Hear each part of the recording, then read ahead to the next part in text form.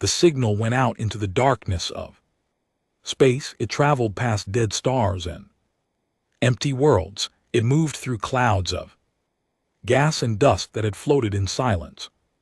For millions of years, the signal was a cry for help, and the beings who sent it did not know what they were about to wake up. Ambassador Tyvo stood in the transmission chamber of the great station called Hope's Light. She was a Valoran, a being made of living crystal that caught the light and turned it into soft colors. Her people were beautiful and fragile. They had lived in peace for thousands of years. They had built great cities that floated in the clouds of their gentle world. They had created art and music that other species traveled across the galaxy to see and hear. Now, their cities were burning. The Kathra had come 6 cycles ago. They were a species of silicon-based life forms, their bodies hard like stone, their minds cold like the void between stars. They did not want trade. They did not want friendship. They wanted only one thing: conquest. World after world fell to their fleets. Colony after colony was burned to ash. The Valoran Consortium, a peaceful union of 17 species, had no army to speak of. They had never needed one. Now they needed one very badly. Transmission is ready, Ambassador said. The technician, a small furry being, called Amel. His hands were shaking. But I must ask you one more time, are you certain about this? T-Voss looked at the star chart on the wall. 17 species, 42 worlds. Half of them were already under Kathra control. The slave camps were growing larger every day. She had seen the reports. She had seen what the Kathra did to their prisoners. She could not unsee those images no matter how hard she tried. We have no choice, she said. Her voice was like wind chimes in a soft breeze. We have sent requests to every civilized species in the galaxy. No one will help us. The Kathra are too strong. Everyone is afraid but the quarantine sectors, the technician said. Those regions are forbidden. The ancient races marked them as dangerous before they disappeared. Some of those worlds are listed as Class 1-2 death worlds. Nothing civilized could possibly live there. Then perhaps we need something univilized. The words hung in the air. Tyvos felt a chill run through her crystal body. She did not know what lived in those forbidden sectors. No one did. The warnings in the old star charts were simple and clear. Stay away. Extreme hazard. Do not approach under any circumstances. But the Kathra were burning children alive. The Kathra were working prisoners to death in mines that produced weapons to kill more innocent people. The Kathra would not stop until every being in the consortium was dead or in chains. Send the signal, Talvo said. The technician closed his eyes for a moment, then he pressed the button. The signal raced out into the void. It entered Sector 7 Gamma, a region of space that had been marked as forbidden for longer than recorded history. It passed warning beacons that had floated silent for eons. It moved toward a small yellow star that orbited on the edge of the galactic arm, and then it reached a small blue and green world, a world covered in liquid water, a world within atmosphere filled with a highly reactive gas called oxygen, a world with gravity strong enough to crush most civilized species flat, a world where water fell from the sky as rain, where the ground shook with earthquakes, where massive storms of wind and lightning could destroy entire cities, a world called Earth. The signal was received by facility built into the side of a Mountain, humans had been listening to the stars for a long time, hoping to find someone else out there in the darkness. When the signal arrived, it caused quite a lot of excitement. Message was translated within hours. The humans were very good at solving puzzles. When they understood what the message said, the excitement changed to something else, something harder, something older, something that had lived in the human heart since the first human ancestor had picked up a rock to defend its family from a predator. The response went out 3 days later, in the transmission chamber of Hope's light. Tyvos waited. She had not eaten, she had not slept, she had simply stood there, watching the screen, hoping for something, anything. When the response came, she almost collapsed. "We are receiving a transmission," the technician said. His voice was shaking. "From Sector 7 Gamma, from the Class 2 Death World." "Show me." The screen lit up. Telvo saw something she had never seen before.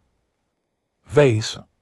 2 eyes forward facing like a predator, a mouth with flat teeth in front and sharp teeth in back, skin that was soft and vulnerable, with no armor, no scales, no protective crystal. The being looked weak, it looked fragile.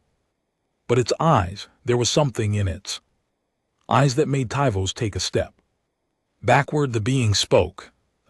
Translation came a moment later. "This is Admiral James Morrison of the United Earth Defense Force. We have received your distress signal. We have reviewed the information you provided about the Ketra Dominion and their actions against civilian populations." There was a pause.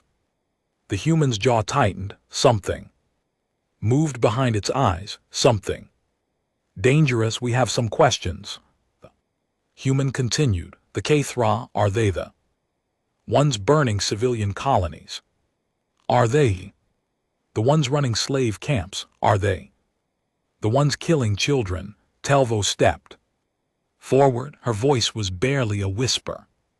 "Yes, all of this is true. We have evidence. We have recordings. The Kthra do not hide what they do. They are proud of it." Another pause. The human looked away from the screen for a moment. When it looked back, something had changed in its face. The softness was gone. What remained was hard and cold and absolutely certain. "We're on our way.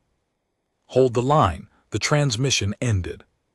Tiva stood in silence for a long moment. The technician was staring at the blank screen with his mouth hanging open. "What did we just do?" he asked. "I do not know," Tivas admitted, "but I believe we are about to find out." 3 weeks later, the first human ship arrived.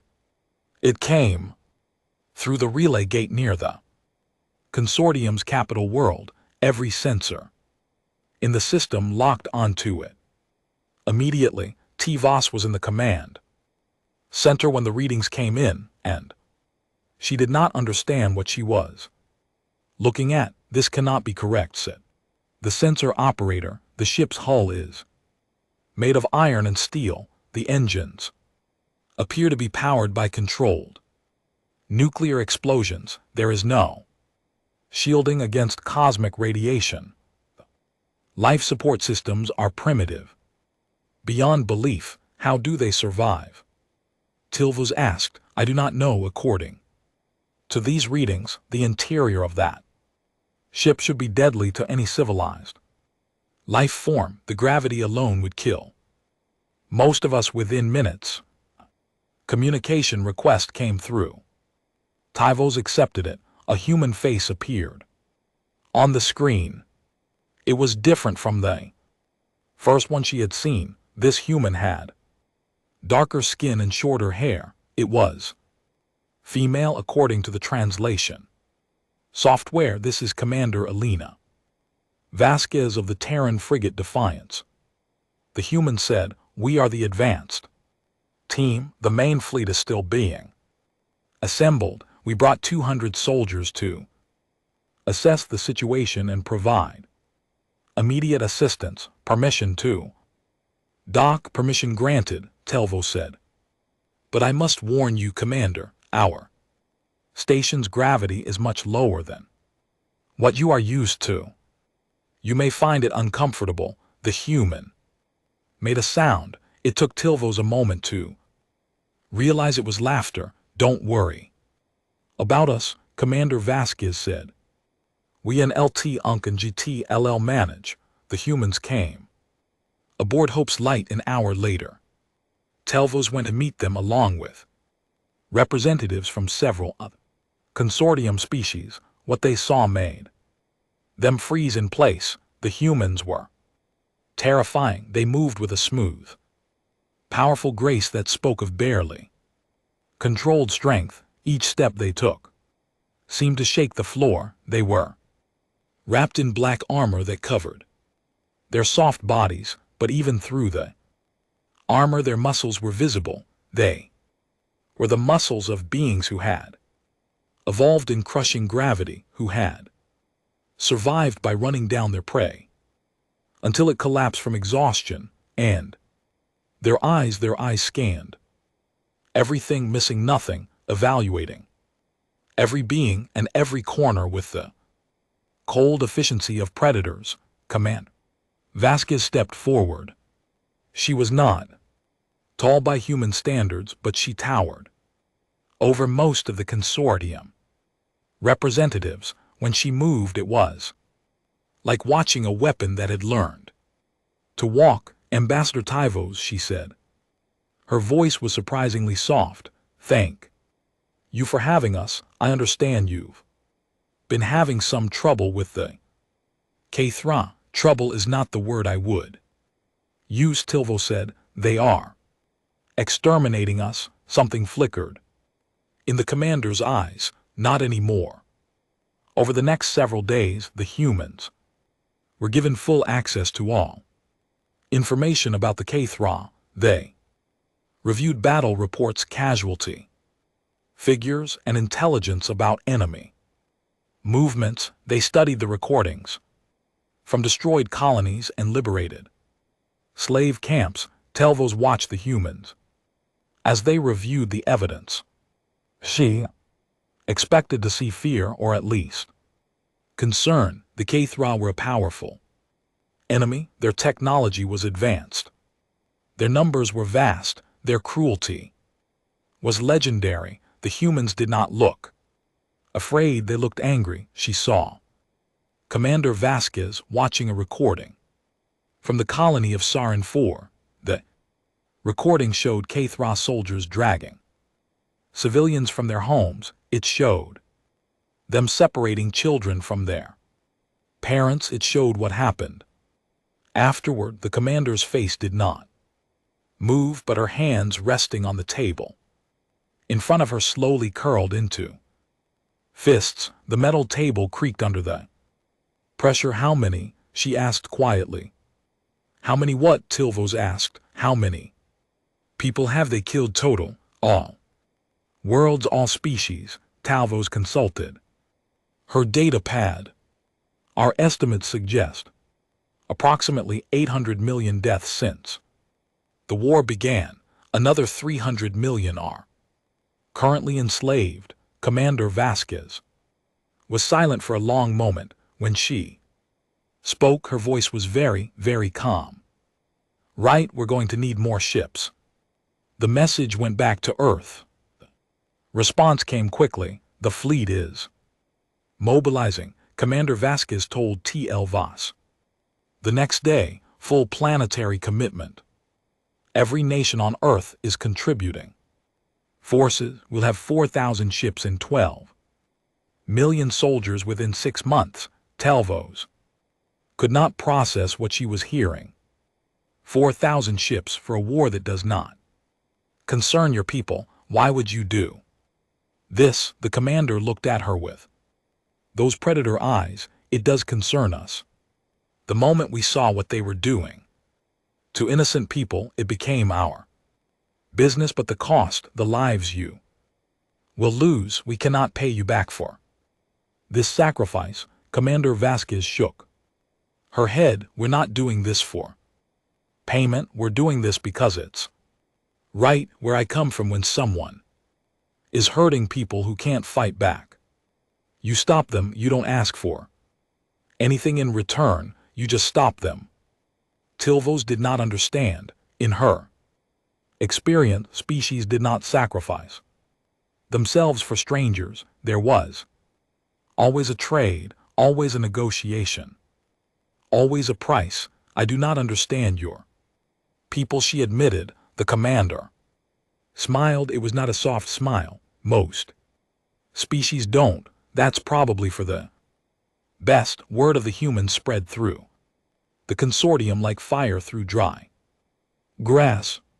Some beings were hopeful, others were terrified. The ancient warnings about the quarantine sectors were well known. The idea that beings from a Class 1-2 death world were coming to help them was almost too strange to accept. The Kthra heard the news as well. Their response was immediate and brutal. The Fourth Fleet of the Kthra Dominion changed course. Instead of attacking its original target, a mining colony with minimal defenses, it headed for a different world, Tessara Prime, an agricultural planet with 3 million civilians and almost no military presence. The Kthro War Master who commanded the fleet sent a message ahead. The message was meant for the humans. We have heard about you, the War Master said. His voice was like stones grinding together. We have heard that creatures from a death world think they can challenge the Dominion. This is amusing to us. We are the Kthra. We have conquered 1,000 worlds. We have crushed 100 species beneath our feet. You are nothing. Come to Tessera Prime if you dare. We will show you what happens to those who challenge us. The message reached Hope's Light. Tilvos showed it to Commander Vasquez. The human watched the recording in silence. When it finished, she stood up and walked to the window. Outside, the stars were cold and distant. How long until they reached Tessera Prime? She asked. 6 days. How long until our fleet arrives? 7 months. Commander Vasquez turned around. Then we go now. My ship and my soldiers, we and LT Unk and GT LL hold them until reinforcements can arrive. Tivas felt her crystal body go cold. Commander, the Fourth Fleet has 60 warships. You have 1 frigate and 200 soldiers. This is suicide. Maybe. The commander was already moving toward the door. But those 3 million civilians don't have 7 months. They don't have 7 days. If we don't go, they all die. So we go. You cannot win this battle. Commander Vasquez stopped at the door. She looked back at Talvos with something in her eyes that the ambassador had never seen before. It was not courage. Exactly, it was not madness. It was something older and deeper, something that had kept humans alive on their nightmare world for millions of years. Maybe not, the commander said, but we can make them bleed. We can buy time. And when the rest of our people get here, we can make sure these stone-faced bastards pay for every life they've taken. She walked out the door. Tilvo stood alone in the room for a long time. She thought about what she had just seen. She thought about the look in the human's eyes. She thought about species that would send 200 soldiers to face 60 warships because innocent people were in danger. She had sent a signal into the forbidden sectors hoping for help. She had not known what she was calling. Now she was beginning to understand. The humans were not saviors. They were not angels. They were something far more dangerous. They were predators who had chosen to protect the prey, and the galaxy was about to learn What happened when you threatened the people they had decided to protect?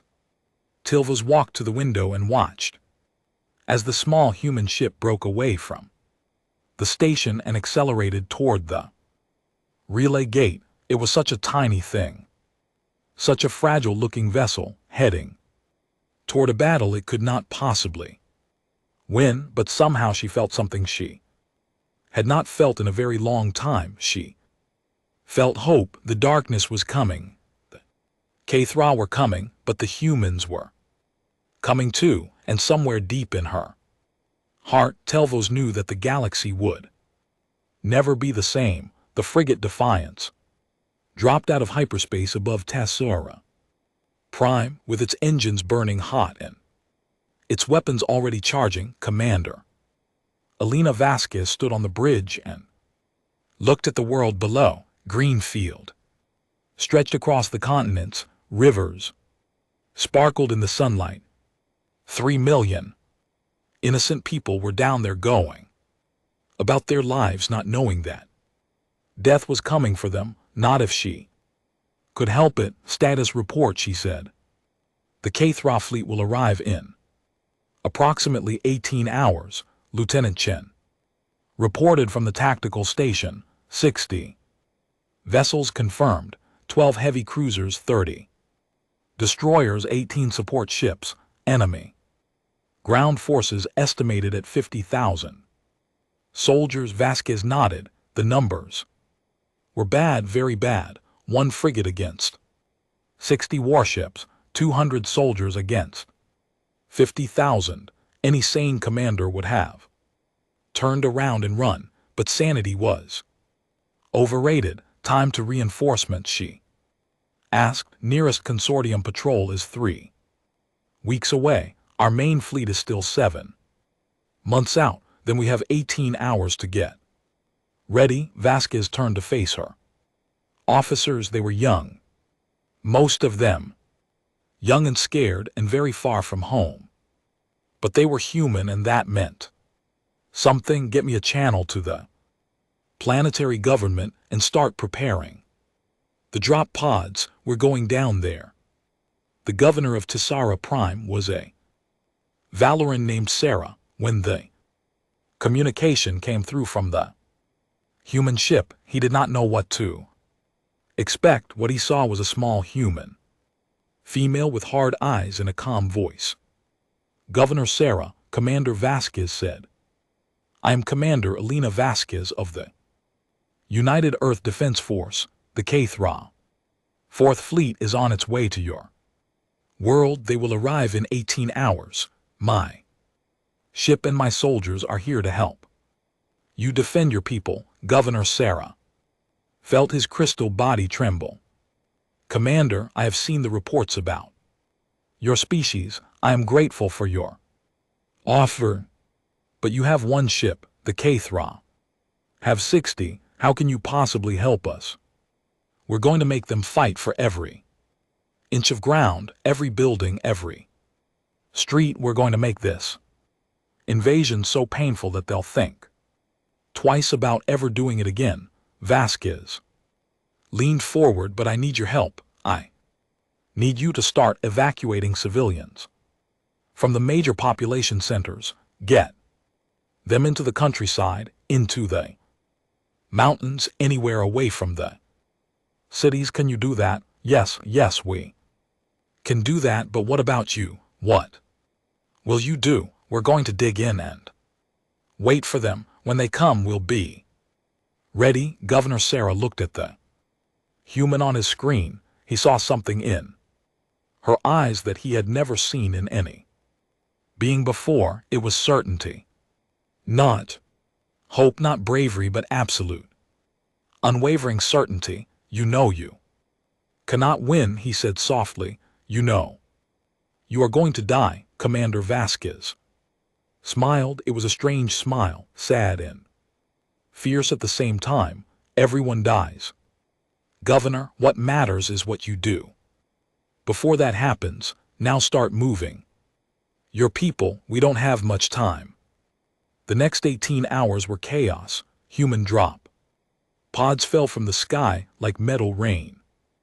200 soldiers hit the ground around the capital city of Tessara Prime and immediately went to work. They dug trenches, they built walls, they set up weapon emplacements and laid traps in every street and alley. The Valorans watched in amazement. The humans worked without rest, without food, without stopping.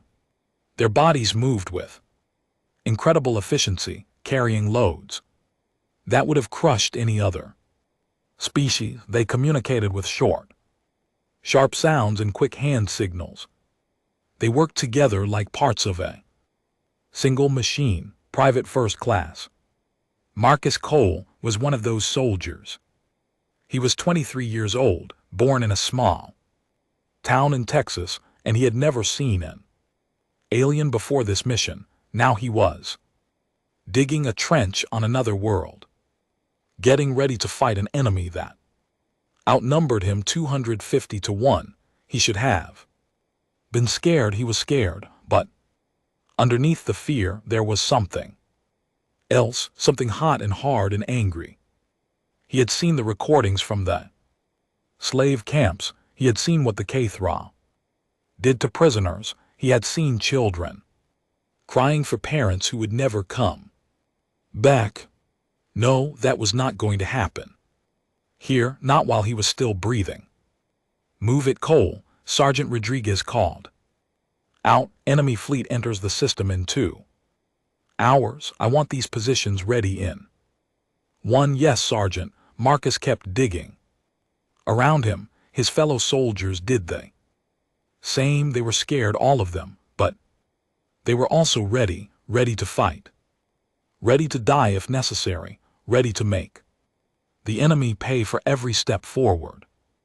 That was what it meant to be human. You face the darkness even when the darkness was bigger than you, especially when the darkness was bigger than you.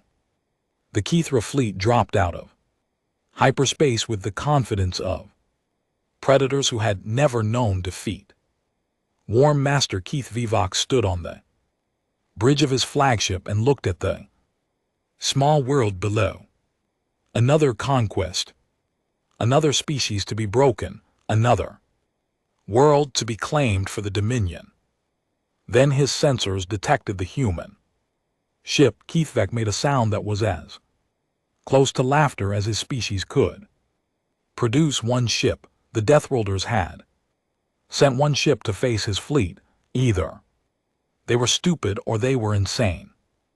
Destroy it, he ordered, then begin the planetary bombardment. 5 destroyers broke formation and moved toward the Defiance. They expected easy prey. They did not expect the human ship to turn and charge directly at them. Commander Vasquez stood on the bridge as her ship accelerated toward the enemy. All weapons fire at will. Helm, get us close enough to hurt them. The Defiance was smaller than any of the HFY ships.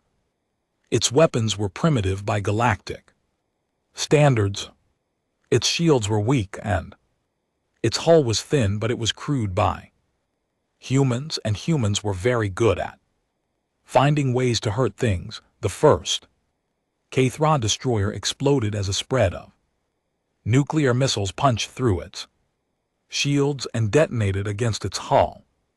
The second lost its engines to a concentrated beam of focused light.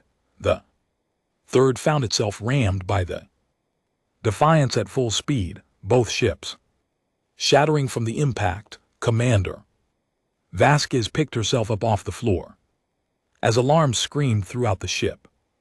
Damage report: hull breaches on decks 3 through 7, engines at 40%, weapons at 60%.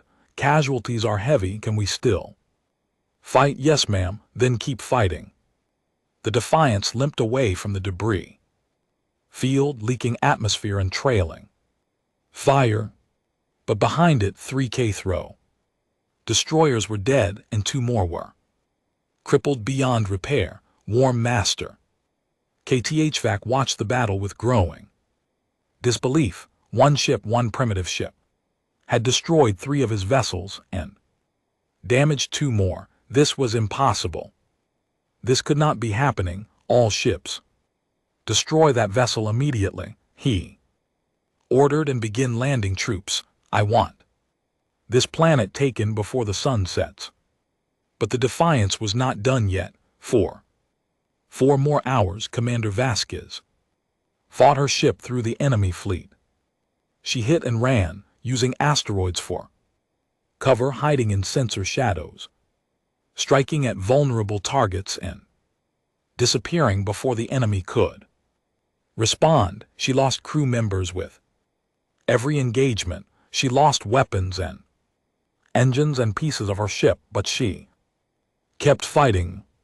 When the Defiance finally fell, burning toward the planet's surface, 7 more Cathra ships were dead or dying. Commander Vasquez ejected from her ship moments before impact. She landed hard on Tesseran soil, her body broken in 3 places, her blood leaking from a dozen wounds, but she was alive and she was angry. She picked herself up and started walking toward the capital city. She had soldiers down there. She had a battle to fight. A few broken bones were not going to stop her. Nothing was going to stop her. The Cathra landing craft began descending through the atmosphere, drop ships by the hundreds, carrying 50,000 soldiers to crush the tiny human force that waited below. Warm Master Keithvoke watched from his flagship with satisfaction. The humans had fought well for primitives, but now the real work would begin. He expected the invasion to take approximately 6 hours. He was wrong. First wave of Cathra soldiers touched down 3 km from the capital city. They formed into ranks and began their advance, moving with the cold efficiency of a species that had conquered 1,000 worlds. They expected resistance. They expected to crush it quickly and move on. They did not expect what they found. The humans were waiting in trenches and behind walls. They had set up firing positions on rooftops and in basement. They had turned every street into a kill zone and every building into a fortress. When the Cathra came within range, the humans opened fire. The first line of Cathra soldiers went down immediately. Energy weapons and projectile weapons and explosives tore through their ranks. The soldiers who survived the first volley tried to advance, and they found themselves walking into traps. Mines exploded beneath their feet. Hidden positions opened up on their flanks. Every time they thought they had secured an area, more fire came from unexpected directions. Private Marcus Cole fired his rifle until it overheated, then picked up a fallen Cathra weapon and kept firing. He was terrified. He was exhausted. He was bleeding from a wound in his shoulder that he barely remembered receiving, but he did not stop. He could not stop, not while his friends were fighting beside him, not while innocent people were depending on him. A Cathra warrior charged at him, moving with terrifying speed. Marcus S. City stepped, grabbed the alien by its arm and threw it to the ground. Cathra was heavier than him and stronger than him, but Marcus had grown up in Earth's crushing gravity. He had spent his whole life fighting against a world that was trying to kill him. One alien was not going to be the thing that broke him. He stabbed the Cathra with his combat knife. The alien screamed and went still. Marcus picked up his weapon and kept fighting. All across the battlefield, similar scenes played out.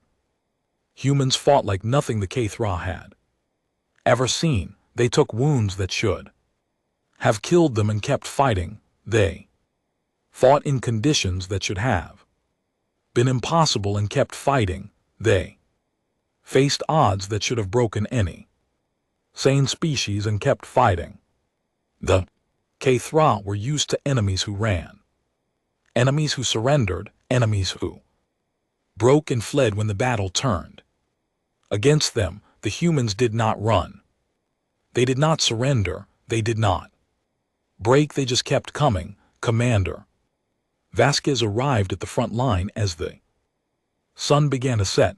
She had walked 3 kilometers on a broken leg, carrying a weapon in one hand and using a piece of debris as a crutch in the other. Her soldiers saw her coming and cheered. She did not deserve their cheers. She had lost her ship. She had lost half her crew. She had failed to stop the invasion, but she was still alive, and as long as she was alive, she would fight. Report, she said to Sergeant Rodriguez. We've held the first line for 6 hours, the sergeant replied. HFY casualties are approximately 8,000. They've pulled back to regroup. 3 times our casualties. Rodriguez's face went tight. 63 dead. Another 40 wounded. Vasquez nodded. 63. Humans had stopped 8,000 HFY. The math was impossible, but humans were very good at doing impossible things. They'll attack again at dawn, she said. Make sure everyone gets some rest. We're going to need it. That night, as her soldiers slept in shift, Commander Vasquez walked through the ruined streets of the capital, Valorant. Civilians watched her from windows and doorways. They looked at her with expressions she could not read. An old Valorant male approached her. His crystal body was cracked and dusty, but his eyes were clear. You saved us, he said. His voice was soft like wind through leaves. You came here knowing you would die, and you saved us. We haven't saved anyone yet, Vasquez replied. Battle isn't over, but you came. No one else came. No one else was willing to die for us. Why? We are strangers to you. We are nothing to you. Why would you sacrifice yourselves for us? Vasquez looked at the old Valorant for a long moment. She thought about Earth. She thought about her family back home. She thought about all the reasons she had enlisted, all the reasons she had volunteered for this mission, because it was the right thing to do, she said. Finally, because where I come from, you don't stand by while innocent people are being hurt. You help them, you protect them, even if it costs you everything. The old Valorant's eyes filled with something that might have been tears. Your people are strange, he said, but I think perhaps the galaxy needs strain people. Dawn came too soon. The HFY attacked with everything they had. Wave after wave of soldiers crashed against the human lines. The fighting was brutal and close and bloody. Humans died. HFY died. The streets ran with blood and coolant and alien fluids, but the humans held. They held through the morning. They held through the afternoon. They held as their ammunition ran low and their numbers shrank. They held because they did not know how to do anything else. On the second day, Commander Vasquez lost her right arm to an enemy blade. She wrapped the stump, picked up a pistol with her left hand, and kept fighting. On the third day, Private Marcus Cole carried 3 wounded soldiers to safety under enemy fire. He was shot twice in the process. He survived. On the 4th day, the humans were down to 73 soldiers. They had killed over 20,000 HFY. On the 5th day, Warm Master Keith Vivok ordered his remaining ground forces to withdraw. He stood on the bridge of his flagship and looked at the reports. 32,000 casualties, 4 days of fighting, and the humans were still holding their positions. He did not understand. This was not possible. No species fought like this. No species took these kinds of losses and kept fighting. These beings were from a death world, yes, but they were still made of soft meat and fragile bones. They should have broken. They should have run. They should have done anything except stand their ground and fight to the last breath. But they had not broken. They had not run. They had simply looked at his army and said, "No, you will not pass." And they had meant it. War Master, one of his officers, said, "We are receiving a transmission from the human commander. Show me." Screen flickered. Commander Vasquez appeared. She was covered in blood and dirt. Her right arm was gone. Her face was pale from loss of blood, but her eyes were still burning with that terrible fire. "War Master," she said. Her voice was but steady. "I hear you're thinking about leaving. Good choice, but before you go I want you to know something." She leaned forward and her eyes seemed to pierce through the screen. "This was just 200 of us. There are 8 billion more on our home world, and every single one of them saw what you did to those colonies. Every single one of them is angry. We're coming for you, all of us, and when we find you, we're going to make you pay for every innocent life you've taken." She smiled. It was a terrible smile, the smile of a predator who had cornered its prey. "So, run, War Master, run as fast as you can, because the Deathworlders are awake and we're very, very hungry." Transmission ended. War Master Keith stood in silence for a long moment. Then he turned to his navigation officer. "Set course for Dominion space," he said. "Maximum speed." The Fourth Fleet turned and fled down on the surface of Tassara. Prime Commander Elena Vasquez watched them go. She was dying.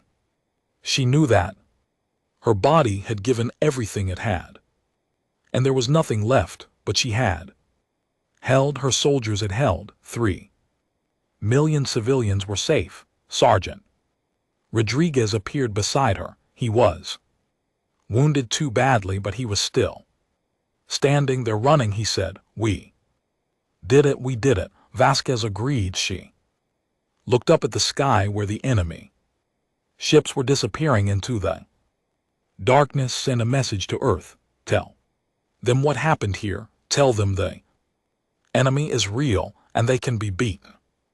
Tell them." She paused. Her vision was getting dark, but there was one more thing she had to say. "Tell them we're going to need more ships, a lot more ships." She collapsed. Sergeant Rodriguez caught her and lowered her gently to the ground. Commander Elena Vasquez died at sunset, surrounded by her soldiers. She was 34 years old. She had saved 3 million lives. Word of the Battle of Tessera Prime spread across the galaxy. The story seemed too strange to be true. 200 beings from a death world had faced an army of 50,001. They had fought with primitive weapons and impossible courage. They had taken wounds that should have killed them and kept fighting, and when it was over, the Cathra had run. The Valoran Consortium began to hope.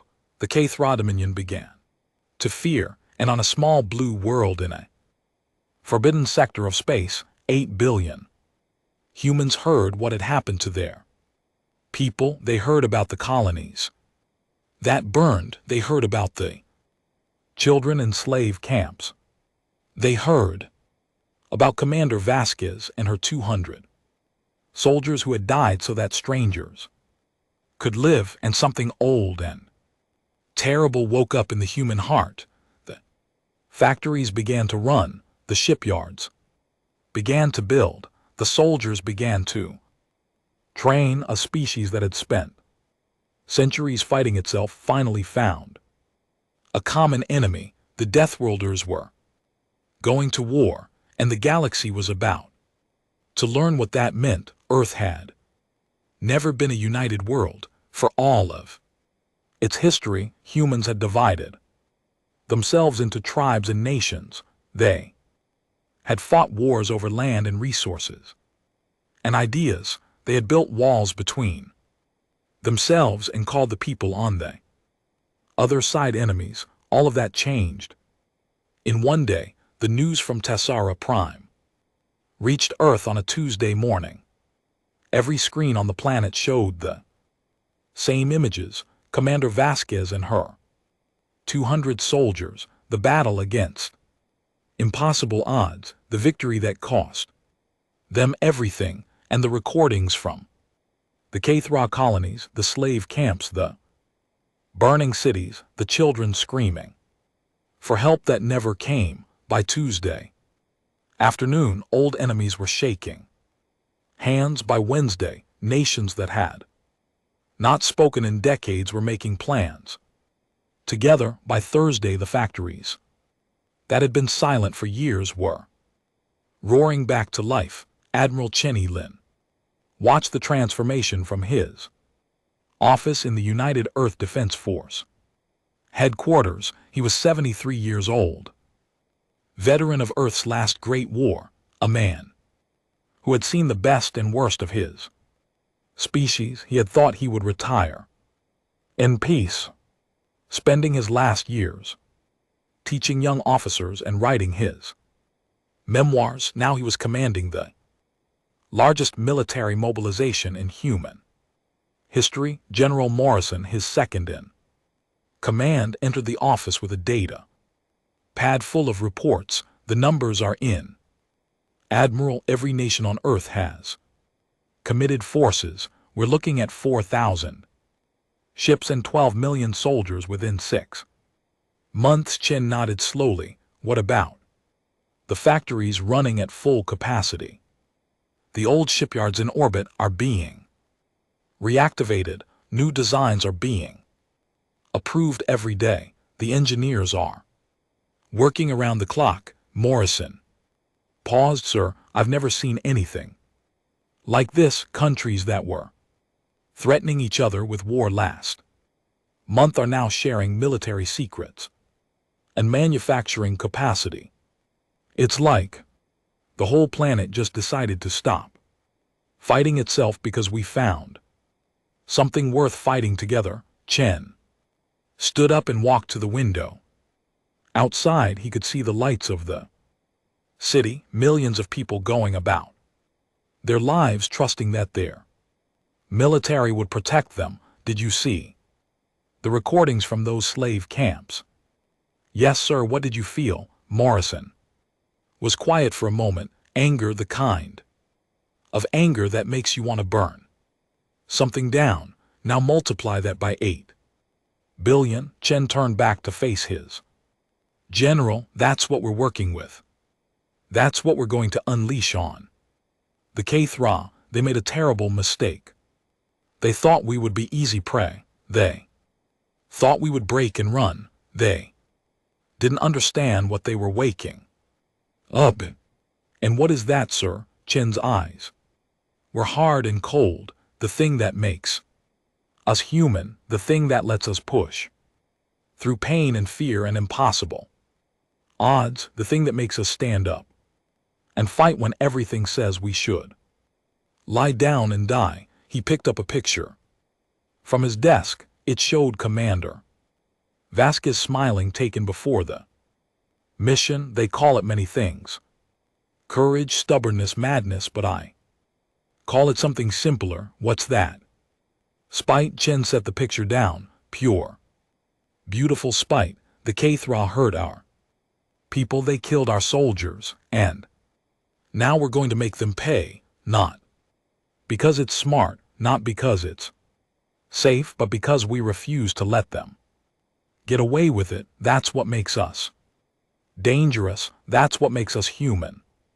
6 months later, the United Terran Expeditionary Force was ready 4,000. Ships gathered at the edge of human space. They were not elegant vessels. They were not graceful or beautiful. They were blocky and angular and covered. In weapons, they looked like what they were, tools designed for one purpose. Only war. 12 million soldiers waited. Those ships, men and women from every nation on earth, they had trained together, fought together, learned to trust each other. They were not the same people who had enlisted 6 months ago. They were harder now, sharper, ready for what was coming. Admiral Chen stood on the bridge of his flagship, the Unconquered. It was the largest ship ever built by human hands, a massive vessel nearly 2 km long, bristling with weapons that could crack planets. It was not a subtle ship. It was not meant to be. All ships report ready, Admiral, his communications officer said. Then let's not keep our hosts waiting. Chen looked at the star chart in front of him. The relay gate to consortium space glowed blue on the display. All ships, this is Admiral Chen. We are about to enter Allied territory. Remember why we're here. Remember what they did to our people. Remember Commander Vasquez and the 200. He paused, letting his words sink in. We didn't start this war, but we're going to finish it, not for glory, not for conquest, but because innocent people are suffering, and we have the power to stop it. That's what we do. That's who we are. Now let's go remind the galaxy why you don't hurt the people we care about. The fleet moved forward as one. 4,000 ships carrying 12 million soldiers heading into a war that was not their own because it was the right thing to do. Ambassador Tyvos was waiting when the human fleet arrived. She had not left Hope's Light in 6 months. She had spent every day coordinating the consortium's defenses, managing the evacuation of threatened colonies, trying to hold together an alliance that was falling apart from fear. When the human ships came through the relay gate, she wept. She was not alone. Across the station, beings of a dozen species stopped what they were doing and stared at the screens. The human fleet filled the space around the station, ship after ship pouring through the gate in an endless stream of metal and fire. By the ancient stars, whispered a Melik and LT, Unk and GT's technician. There are so many of them, 4,000 ships, Tilvo said. Her voice was barely audible. 12 million soldiers. They sent their entire military to help us. Why? The technician turned to look at her. We are strangers to them. We cannot pay them for this. Why would they do this? Tilvos remembered her conversation with Commander Vasquez all those months ago. She remembered the look in the humans' eyes when she talked about protecting innocent people because it is who they are, she said, because they cannot stand by while others suffer because they are from a world that tried to kill them every day, and they survived by refusing to give up. That stubbornness, that refusal to accept defeat, it is part of them. It is what makes them human. Communication request came through. Telvos accepted it. Admiral Chen appeared on the screen. He was older than Commander Vasquez had been, his face lined with age and experience, but his eyes were the same, that same hard, determined fire. Ambassador Tyvos, he said, I am Admiral Chen Lin, commander of the United Terran Expeditionary Force. We are here to help. Admiral it had to stop and compose herself. I do not have words. What you have done, what you are doing, it is beyond anything we could have asked for. We're in LT Unk and GT just keeping a promise. Your people called for help. We answered. Chen's expression softened slightly. I understand you knew.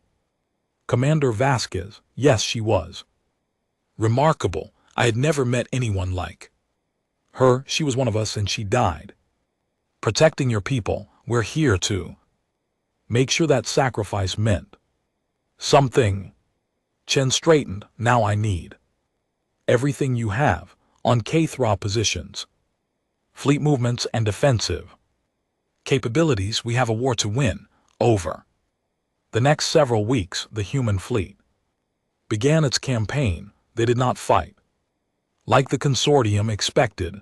The consortium believed in defensive positions and careful retreats. They believed in preserving resources and minimizing casualties. They believed in fighting only when victory was certain. The humans believed in none of these things. They attacked K-Thra supply lines and burned them. They found enemy command centers and destroyed them. They located occupied worlds and liberated them. They did not retreat when the odds turned against them. They did not stop when they took casualties. They just kept coming. Private Marcus Cole was part of one of those liberation missions. He had survived the Battle of Tassara Prime with 2 bullets in his chest and a medal he did not feel he deserved. Now he was a sergeant leading a squad of soldiers who looked at him like he was some kind of hero. He did not feel like a hero. He felt like a man who had a job to do. The planet was called Vithor, a mining world that the K-Thra had conquered 3 years ago. The population had been put to work in the mines, digging out resources to fuel the Dominion's war machine. Thousands had died from overwork, starvation, and brutality. When Marcus and his squad landed, they found the slave camps exactly where intelligence had said they would be. Tall fences topped with energy barriers, guard towers with automated weapons, prisoners shuffling through the dirt, their bodies broken by years of abuse. Rules of engagement are clear. Marcus told his soldiers, any K-Thra who surrenders gets taken prisoner. Any who don't, we put down. Our priority is getting those civilians to safety. Questions: what if they use the prisoners as shields? One of his soldiers asked. Then we find another way. We're here to save people, not get them killed. Marcus checked his weapon. Let's move. The assault took 30 minutes. The human soldiers hit the camp from multiple directions, overwhelming the guards before they could organize a defense. The K-Thra tried to fight back, but they were not prepared for the speed and ferocity of the attack. Marcus shot 2 guards and disabled a third with his bare hands. He moved through the camp like a force of nature, clearing buildings and securing prisoners. By the time the last K-Thra fell, not a single civilian had been harmed. The prisoner stared at the humans with expressions of disbelief. They were Valorans mostly, their crystal bodies dull and cracked from years of labor. They had lost hope long ago. They had accepted that they would die in these mines. And then the Deathworlders had come. An old Valoran male approached Marcus. He moved slowly, his body barely functional after years of abuse, but his eyes were clear. You came, he said. His voice was barely a whisper. They told us no one would come. They told us we had been forgotten. Marcus knelt down so he could look the old man in the eyes. You weren't forgotten. It just took us a while to get here, but we're here now, and we're not leaving until every one of you is safe. The old man reached out and touched Marcus's face. His fingers were cold and brittle. What kind of beings are you? What kind of species travels across the galaxy to Save strangers, we're human, Marcus. Said simply, it's what we do, scenes like this played out across the galaxy. Human soldiers landed on occupied worlds and tore the HFY from their positions. Human ships hunted enemy vessels and destroyed them without mercy. Human commanders found weaknesses in Dominion defenses and exploited them ruthlessly. The HFY had not expected this. They had conquered species before. They had broken worlds and enslaved populations. They knew how to crush resistance and stamp out hope, but the humans did not fight like other species. They did not follow the rules that the HFY understood. They did something far more dangerous. They gave hope to the conquered peoples on world after world. The humans taught the former slaves how to fight back. They showed them how to build weapons from scrap metal and turn everyday objects into tools of war. They trained resistance fighters and supplied them with weapons and ammunition. Message spread like fire through dry grass. The Deathworlders had come. The oppressors could be beaten. Freedom was possible. Uprisings began on dozens of worlds. Slaves who had accepted their fate for years suddenly found the courage to resist. They sabotaged mining equipment and attacked guard posts. They hid refugees and passed information to the human fleet. They fought back.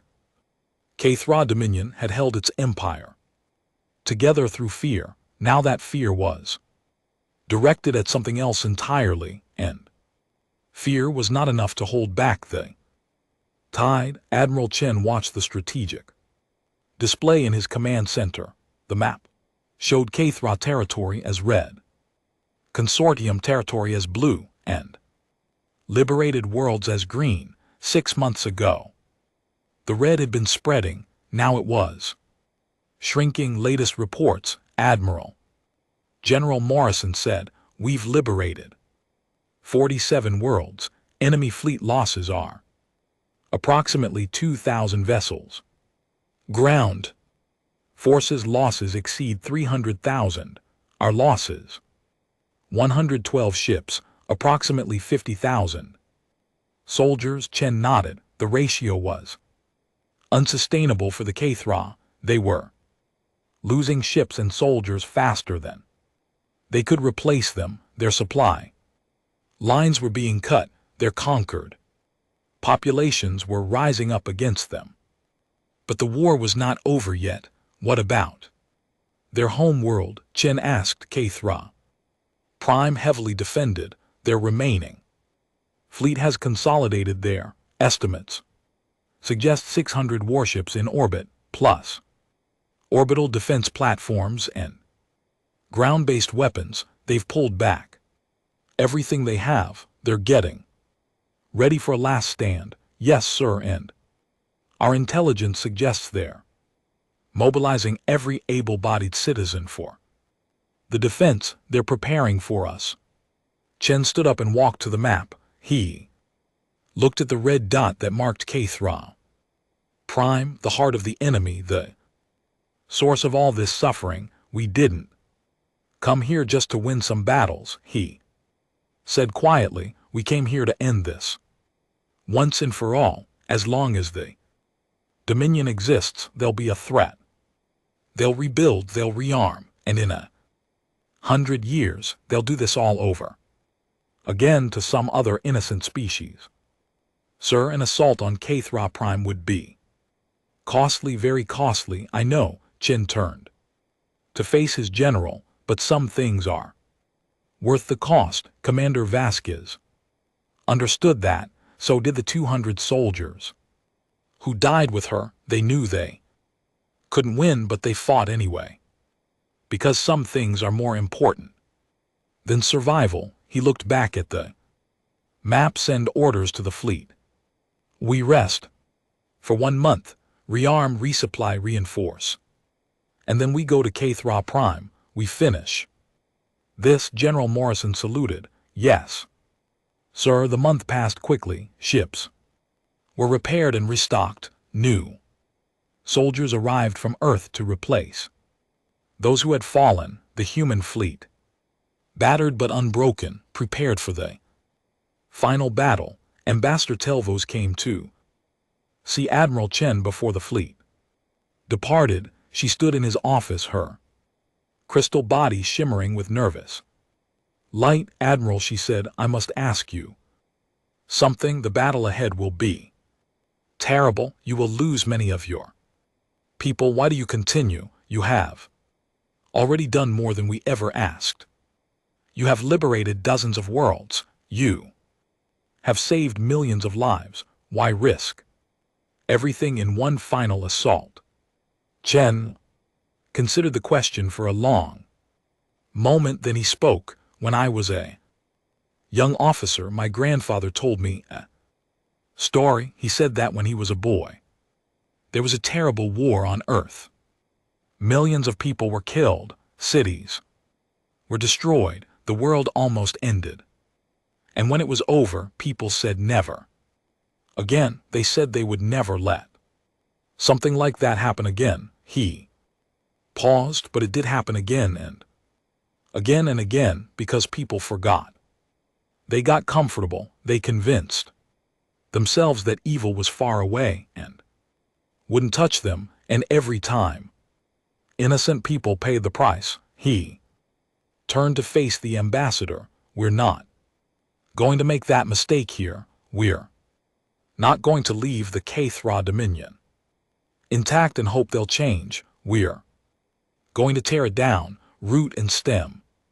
And we're going to make sure that the galaxy remembers what happens to those who prey on the innocent. Telvos looked at him with something that might have been wonder. Your species is terrifying, she said softly. Yes, Chen agreed, but only to those who deserve it. To everyone else, we're the best friends you could ask for. He looked out the window where his fleet was gathering. Now, if you'll excuse me, Ambassador, I have a war to finish.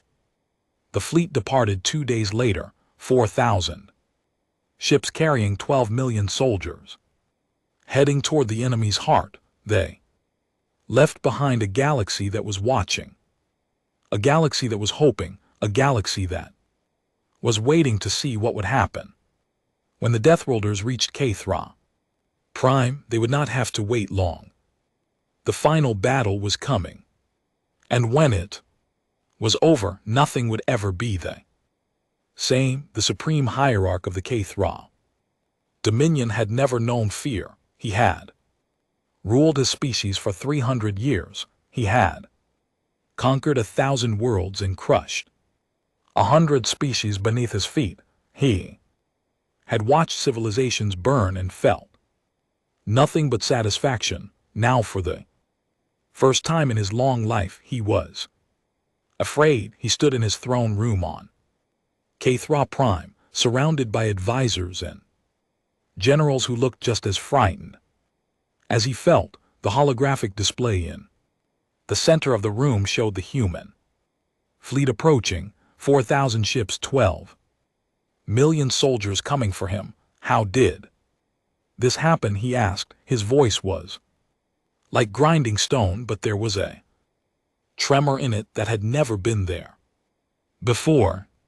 How did primitive beings from a death world destroy everything we have built? No one answered. No one knew what to say. The supreme hierarch, when the first reports had come in about the humans, he had laughed at them.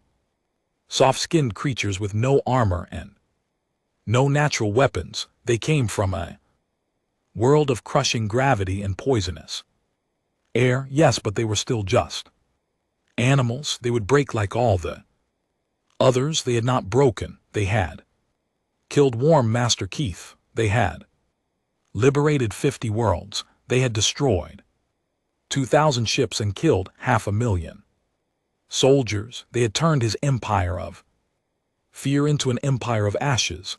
And now They were coming for his home. We have 600 ships in orbit, one of his generals said. Orbital defense platforms. Ground-based weapons, 20 million soldiers. On the surface, this is the strongest defensive position in the galaxy. They cannot break us here. That is what Keth said before the Battle of Tessara Prime. Another general replied, 200 humans held his entire army for 9 days, 200, and now they bring 12 million. Silence fell over the room. The Supreme Hierarch looked at the display. The human fleet was still 3 days away, 3 days to prepare, 3 days to find a way to survive. He made his decision. Send a message to every Cathra in the Empire. Every citizen who can hold a weapon will fight. Every city will be a fortress. We will make them pay for every step they take on our world. If we are to die, we will die fighting. He turned to face his generals and send a message to the humans. Tell them what awaits them here. Perhaps when they see our strength, they will turn back. But even as he spoke, he knew it would not work. The humans would not turn back. They did not know how. That was what made them so terrifying. Admiral Chen received the message from Cathra Prime while his fleet was still 2 days out. He watched it in his ready room, his face expressionless. The Supreme Hierarch appeared on the screen.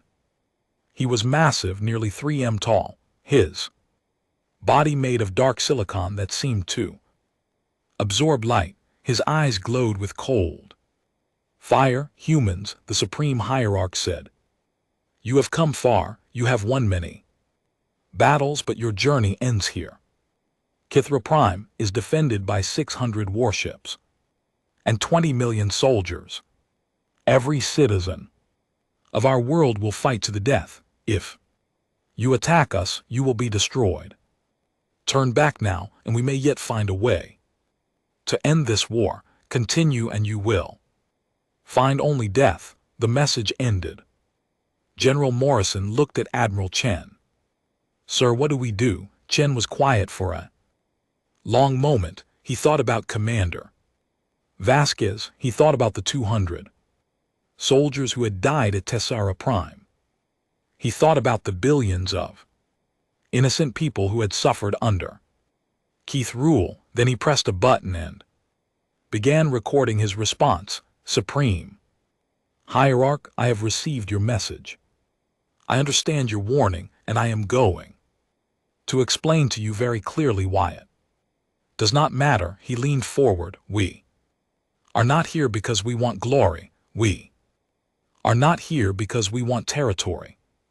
We are here because you hurt people who could not fight back. You burned colonies and enslaved children and killed innocents by the billions. You thought the galaxy would let you get away with it. You were wrong. His voice hardened. You built your empire on the bones of the innocent. You thought the galaxy was yours to burn. You thought no one would ever make you pay for what you have done. But we are not like the others. We do not forgive. We do not forget, and we do not stop. He stood up.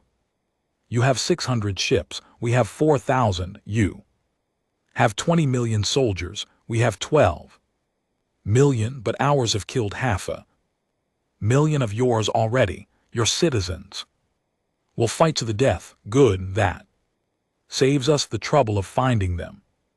Afterward, he looked directly into the camera. This is not a negotiation. This is not a warning. This is a promise. Today we collect the debt, every life you have taken, every world you have burned, every child you have enslaved. We are coming for it all, and when we are finished, the name Kethra will be spoken only as a warning to those who might think of following your example. He ended the recording. Send it, he said, and prepare the fleet for battle. The Battle of Cathra Prime began. At dawn local time, the human fleet dropped out of hyperspace in perfect formation, 4,000 ships arranged in a wall of metal and fire, the Kithra. Defenders opened fire immediately, filling space with energy beams and missiles and projectiles. Admiral Chen watched the battle unfold from the bridge of the unconquered. Ships exploded around him, alarms screamed. Officers shouted orders and damn it. Reports. It was chaos, it was hell, it was beautiful. All ships advance, he ordered. Target their command vessels first, break their leadership, and the rest will follow. The human fleet surged forward. They did not try to avoid enemy fire, they did not maneuver for better positions, they simply drove straight at the enemy like a hammer falling on an anvil. The first Kthra defensive line broke within an hour. The second line held for 3 hours before it collapsed.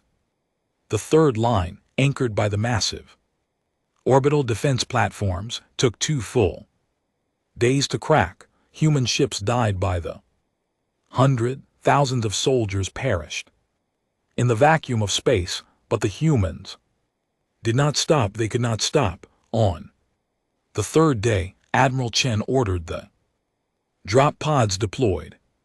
10 million human soldiers fell toward Kthra Prime like a metal rain. They hit the surface in waves, crashing into enemy positions. Before the defenders could react, fighting began immediately, and it did not stop. Sergeant Marcus Cole was among the first to land. His pod came down in the middle of a Kthra defensive position, killing 3 enemy soldiers. With the impact alone, he was out and fighting before the dust settled, his rifle spitting fire, his squad following close behind. The Kthra home world was nothing like the colonies Marcus had liberated. Here everything was rock and metal. The cities were carved into the stone itself, massive structures that had stood for thousands of years. Every building was a fortress, every street was a kill zone, and every Kthra citizen was armed and ready to die. Marcus had fought the Kthra many times before. He knew how they moved, how they fought, how they died, but he had never seen them fight like this. They were desperate, they were terrified, and that made them more dangerous than ever. Contact left, one of his soldiers shouted. Multiple hostiles building across the street, suppressing fire. Marcus responded, Jensen, get me a grenade in that window. Everyone else move on my mark. They fought their way forward, meter by bloody meter. For every step they took, they paid for it in blood, but they kept going. They had to keep going. The war would not end until the supreme hierarch was dead and the dominion was broken. That was the mission. That was all that mattered. On the 4th day, human forces reached the outer walls of the capital city. On the 5th day, they breached those walls and began fighting through the streets. On the 6th day, the supreme hierarch received word that human soldiers were approaching his palace. He stood in his throne room and watched the reports come in. His fleet was gone. His orbital defenses were destroyed. His army was dying in the streets. Everything he had built, everything he had conquered was falling apart around him, and still the humans kept coming. He did not understand. He could not understand. No species fought like this. No species took these losses and kept pushing forward. The humans had lost over 1,000,000 soldiers already. Their fleet had been reduced by half. They had paid a terrible price for every kilometer of ground, and they did not care. They just kept coming. Hierarch, one of his guards, said the inner defenses are failing. The humans will be here within hours. We should evacuate. Evacuate to where? The Supreme Hierarch's voice was hollow. They will follow us wherever we go. They will never stop hunting us. That is what they do. That is what makes them monsters. He looked at his throne. He had sat in that chair for 300 years. He had ruled an empire that spanned 1,000 worlds. He had been the most powerful being in the galaxy. Now he was nothing, a prey animal, waiting for the predators to find him.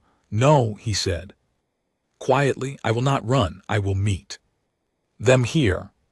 Let them see that the Kthra do not hide from their enemies. He picked up his weapon, a blade that had been in his family for generations, and waited for the end. Admiral Chen watched the assault on the palace from a command post 3 km away. The fighting was brutal. The Kthra were throwing everything they had at the human forces, making them pay for every room and every corridor, but it was not enough. It had never been enough, sir. One of his officers said, we have a transmission from the surface. Sergeant Cole put him through. Marcus Cole's face appeared on the screen. He was covered in blood and dirt. His armor cracked in a dozen places, but he was alive and he was smiling. Admiral, we've breached the throne room. The Supreme Hierarch is dead. I killed him myself. Chen closed his eyes. After everything that had happened, after all the death and sacrifice and suffering, it was over. The war was won. Well done, Sergeant. What's the status of your unit, Marcus? Smile faded. We started with 40 soldiers, sir. There are 7 of us left. 7 out of 40. Chen felt the weight of those numbers in his chest. 33 soldiers dead on a world that was not their own, fighting for people they had never met. Make sure their names are recorded. Chen said, all of them. They died heroes. Yes, sir. Marcus hesitated. Sir, what do we do now? Chen looked out the window. Across the city, fires were burning. The sounds of battle were fading as the last Kthra defenders surrendered or died. The war was over. But the work was just beginning. Now we build something better, he said. Now we make sure this never happens again. Surrender came 3 days later. The remaining Ketra leaders, those who had survived the battle, gathered in the ruins of the palace to sign the terms. Admiral Chen was there along with Ambassador Tilvos and representatives from a dozen species that the Kthra had conquered. The terms were simple. The Kthra dominion was dissolved. All conquered peoples were freed. All slaves were liberated. The Kthra would pay reparations to their victims for the next century, and they would never ever threaten another species again. The Kthra leader who signed the document was a young female who had taken power after the Supreme Hierarch's death. Her name was Kathy Era, and she looked at Admiral Chen with something that might have been hatred or might have been fear. You have destroyed everything we built, she said. You have killed millions of our people. Was it worth it? Chen met her eyes. You built your civilization on slavery and genocide. You killed billions of innocent people and called it progress. What we destroyed needed to be destroyed. What we killed was killing others. He leaned forward. I don't expect you to understand. I don't expect you to forgive us, but I do expect you to remember what happened here, remember what we are capable of, and remember that if you ever threaten innocent people again, we will come back. And next time, we will not be merciful. Sierra said nothing. She signed the document and walked away. The war was over. But for Marcus Cole and they, millions of other humans who had fought, in it the scars would last forever. He stood in the ruins of the capital, looking at the bodies of his fallen friends. 33 soldiers gone. They had families back on Earth who would never see them again. They had dreams that would never be fulfilled. They had futures that would never happen. And he was alive, somehow against all odds. He was still breathing. A Valoran child approached him. She was small and fragile, her crystal body dim and dusty. She had been a slave in the palace, freed when the humans arrived. "Are you one of the Deathworlders?" she asked. Her voice was soft, like wind through leaves. "Yes," Marcus said, "I am." "You came a long way to help us." "Yeah, I suppose we did." The child looked up at him with eyes that had seen too much suffering for someone so young. Why? It was the question everyone asked, the question that Marcus had asked himself 1,000 times during the war. Why were they here? Why had they come? Why had they sacrificed so much for strangers? He knelt down so he could look the child in the eyes, because someone was hurting. "You," he said, "and where I come from. That means you fight, even when it's hard, even when it's dangerous, even when you know you might not come back. You fight because that's what makes us human." The child was quiet for a moment. Then she reached out and touched his face, the same gesture the old Valoran had made on Tessa Prime all those months ago.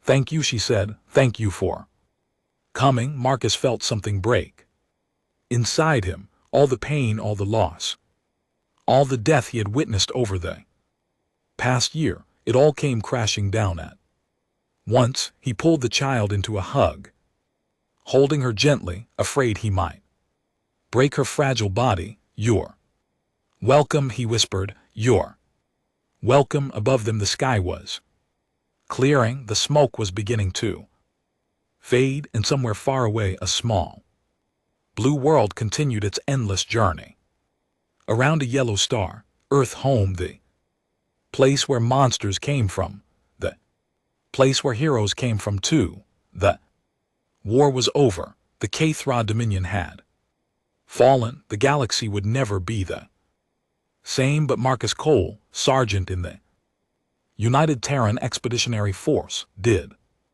not think about any of that. He just held the child and let himself cry. For the first time since the war began, he was alive. His friends were dead, and he would carry their memory for the rest of his days. That was the price of victory. That was the cost of being human. 1 year after the fall of the HFY Dominion, the galaxy gathered to remember. They came from 100 worlds and 1,000 species. They filled the great assembly hall on Hope's Light until there was no room left to stand. They watched the screens and waited in silence as the ceremony began. Ambassador Tilvo stood at the center of the hall, her crystal body shimmering with colors that she could not control. She had written this speech a dozen times and thrown away every version. There were no words that could capture what had happened, no language that could express what the humans had done. But she had to try. 1 year ago she began, her voice carrying through the silent hall. The Valoran Consortium sent a desperate signal into the forbidden sectors of space. We were dying. HFY were burning our worlds and enslaving our people, and no one would help us. We had lost hope. She paused. And then the humans came. The screens lit up with images. The Battle of Tessara Prime, the liberation of 50 worlds, the final assault on HFY Prime, the faces of soldiers who had died so that strangers could live. They came from a world that should have killed them. World of crushing gravity and poison air. An endless danger. They had every reason to stay home, to ignore our call, to protect their own people. Instead, they crossed the galaxy to fight for ours. Her voice broke slightly. 2 million human soldiers died in this war. 2 million beings who gave their lives for people they had never met, for worlds they had never seen, for a cause that was not their own. And when it was over, when the Dominion had fallen and the slaves were freed, they asked for nothing in return. She turned to face the human delegation seated in the front row of the assembly. Admiral Chen was there, his uniform covered in medals, his face weathered by a year of war.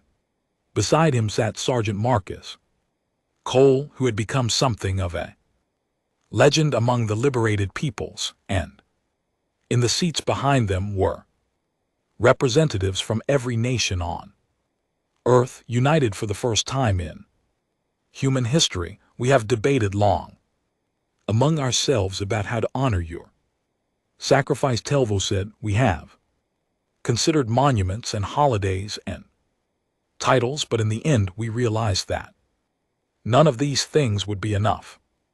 Nothing we could give you would match what you have given us. She stepped forward. So instead we offer you something simpler. We offer you our thanks, our eternal undying gratitude, and our promise that as long as the stars burn in the sky, the galaxy will remember what the humans did. They will remember that when darkness came, the Deathworlders answered, and they will tell their children and their children's children that there are beings in this universe who will fight for the innocent no matter the cost. The hall erupted in applause. It went on for several minutes, wave after wave of sound crashing against the walls. Telvos stood and let it wash over her, her eyes fixed on Admiral Chen. The old man nodded once. It was enough. After the ceremony, Telvos found Chen standing alone on an observation deck, looking out at the stars. She approached him quietly, not wanting to disturb his thoughts. Admiral, she said, that was a beautiful ceremony. It was, he agreed. Your people know how to honor the dead.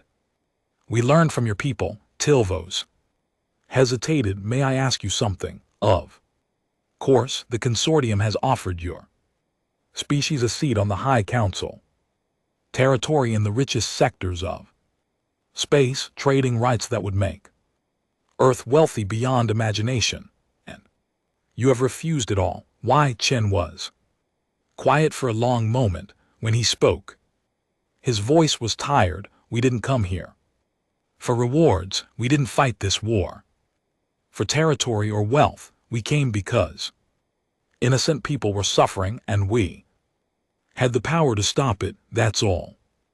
But your people have sacrificed so much. Do you not deserve something in return? Chen turned to face her. His eyes were old and sad, but there was still fire in them. Ambassador, let me tell you something about my species. We have a long history. Most of it is not pretty. We have done terrible things to each other, wars, genocides, cruelties beyond imagination. We are capable of being monsters. He looked back at the stars. But we are also capable of something else, something that lives alongside the darkness in our hearts. We call it compassion, empathy, the ability to see someone else's suffering and feel it as our own. It's what made us cross the galaxy to help you. It's what made us send 2 million soldiers to die for strangers. He smiled slightly. We don't need payment for that. We don't want monuments or territories or wealth. We just want to know that we did the right thing, that the people we saved are living good lives, that the darkness we Pushed back will not return, he turned. Back to Tyvos. That's what we ask for. Just that, nothing more, Tilvos felt. Tears forming in her crystal eyes. Your species is extraordinary, she said. Quietly, we're an LT Unk and GT, just human Chen. Replied, for better or worse, that's all. We are, in the months that followed, the galaxy began to rebuild, the species that had been enslaved by the HFY returned to their home worlds. Some found ruins where their cities had once stood, others found nothing at all, but they did not despair. The humans had shown them that hope was possible even in the darkest times, and the humans helped them rebuild. Engineers from Earth designed new cities, doctors from Earth treated the wounded and the sick. Teachers from Earth opened schools and taught children who had never known anything but slavery. The humans did not ask for anything in return, they just worked. Marcus Cole was one of those who stayed behind. He had thought about going home after the war. Earth felt very far away, but it was still home. His family was there, his friends were there, everything he had known before. The war was there, but he could not leave, not yet. The child he had held in the ruins of the HFY capital, the Valorian girl who had asked him why the humans had come, had become something like a daughter to him. Her name was Sarah, and she had no family left. Her parents had died in the slave camps years ago. She was alone in that universe, so Marcus adopted her. It was not a common thing for a human to adopt an alien child, but Marcus did not care about common things. He cared about Sarah. He cared about making sure she had a life worth living. They settled on a rebuilt colony world called New Hope. It was a small planet, green and peaceful, far from the scars of war.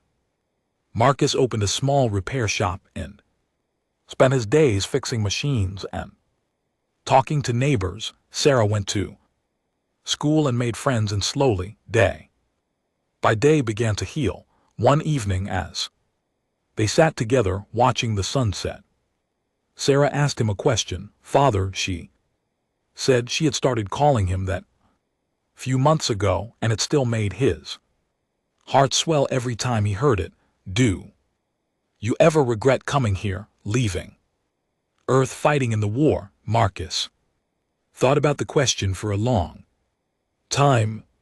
He thought about the friends he had lost, the horrors he had seen, the nightmares that still woke him up some nights. No, he said finally, I don't regret it. Why not? You lost so much. You suffer still. I can see it in your eyes sometimes. Marcus looked at her.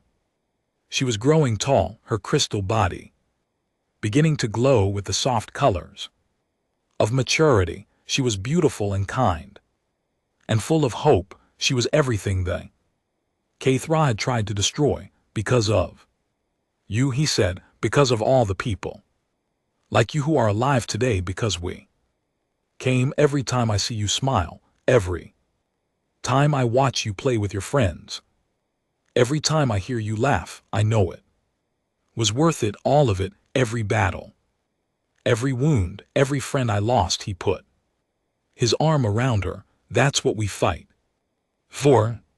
Not glory, not conquest, just this. A child who gets to grow up in peace. World where people can be free. A future where the darkness doesn't win. Sarah leaned against him. I love you, Father. I love you too, little star. They watched the sunset together, father and daughter from different worlds, united by something stronger than blood, love, hope, the simple, stubborn refusal to give up. 5 years after the war, a new species made contact with the galactic community. They called themselves the VTHK, and they were conquerors. They came from beyond the known regions of Space, their empire vast and terrible. They had crushed a dozen species before. They reached the borders of the consortium. Their leader sent a message. To the High Council, the message was simple and brutal. Surrender or be destroyed. We are the HFY. We are the masters of this galaxy. You will serve us or you will die. The council gathered to discuss their response. Some argued for surrender. The war against the HFY had cost them dearly, and they were not sure they could survive another conflict. Others argued for diplomacy. Perhaps the HFY could be reasoned with. Then Ambassador Talvo spoke. We have another option, she said. We could call the humans. The council fell silent. The Deathworlders, someone whispered, do we dare? We dared once before, Talvos replied, and they saved us all. The message went out to Earth. The response came back within hours. Admiral Chen was retired now, living in a small house by the sea, but he stood tall when he recorded his message to the HFY. This is Admiral Chenny Lin of the United Earth Defense Force. I understand. You have been threatening our friends in the consortium. I advise you to reconsider. He leaned forward and his old eyes were hard as iron. We are the humans. We are from a class 1-2 Death World. 5 years ago we destroyed the HFY Dominion because they hurt innocent people. We lost 2 million soldiers doing it, and we would do it again in a heartbeat. He smiled. It was not a friendly smile. Now you can keep threatening our allies. You can invade their worlds and enslave their people. You can do all the things the HFY did. But I want you to understand something very clearly. He stood up. We are watching. We are always watching. And if you hurt the people we have sworn to protect, we will come for you. We will cross the galaxy to find you. We will burn your empire to the ground and scatter the ashes. And when we are finished, the name HFY will be spoken only as a warning to those who might think of following your example. He looked directly into the camera. This is not a threat. This is not a warning. This is a promise from one predator to another. The message ended. The HFY fleet, which had been approaching consortium space at full speed, stopped. For 3 days they held position while their leaders debated what to do. Then, quietly, they turned around and left. They were never seen again. Word spread through the galaxy. The Deathworlders had spoken and the invaders had fled. Single message from a retired human. Admiral had done what armies could not. And the galaxy learned something that day, something important. The humans did not want to rule the galaxy. They did not want to conquer or dominate or control. They just wanted to be left alone, and they wanted their friends to be safe. But if you threatened those friends, if you hurt the people they had sworn to protect, they would come for you, no matter how far you ran, no matter how powerful you thought you were. They would find you and they would make you pay. That was the lesson of the HFY War. That was the legacy of Commander Vasquez and the 200. That was what it meant to anger the Deathworlders. Some things were worth fighting for. Some things were worth dying for. And some species would never ever give up. Years passed, decades, centuries. The humans spread across the galaxy, building homes on 1,000 worlds. They made friends with countless species. They traded and learned and grew, but they never forgot who they were. They never forgot where they came from, and they never forgot the people they had promised to protect. On the anniversary of the war's end, every year, Without fail, beings from across the galaxy gathered to remember. They lit candles and said prayers and told stories of the Deathworlders who had come when all hope was lost. A new proverb spread through the stars, passed from generation to generation. Pray you never need the Deathworlders, but if darkness comes, pray they answer. And somewhere on a rebuilt colony world called New Hope, an old human man watched the memorial ceremony on his screen. He was gray now, his body worn by age and old wounds, but his eyes were still kind. Beside him sat a Valoran woman in the prime of her life, her crystal body glowing with soft colors. She had children of her own now, half-human children who ran through the garden outside, their laughter carrying on the wind.